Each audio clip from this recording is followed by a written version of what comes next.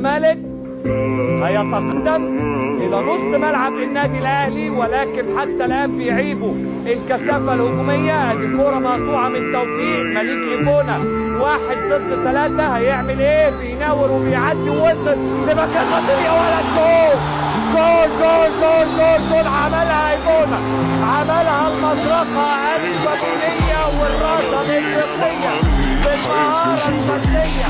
يخش الملعب ينطلق ويعلن هناك ويعلن سيطات ويتسجل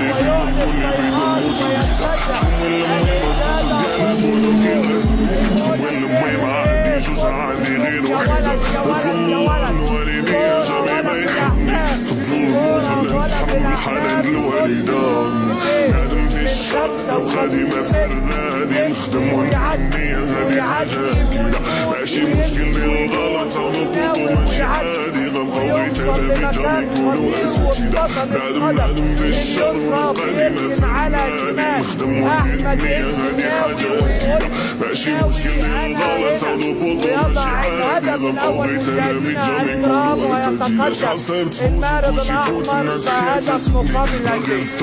هدف في الدقيقة 55 من المطرقة الجابونية مليك ليفونا.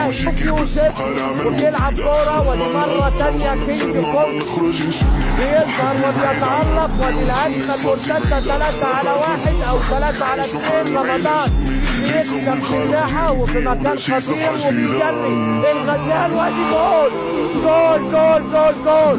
الغزال بيطلق رصاصة الرحمة على الفارس الأبيض في الدقيقة 88 ويضع الهدف الثاني، هدف النهاية لأجمل رواية للفارس الأحمر في قمة 111 من هجمة مرتدة 3-1 على طول.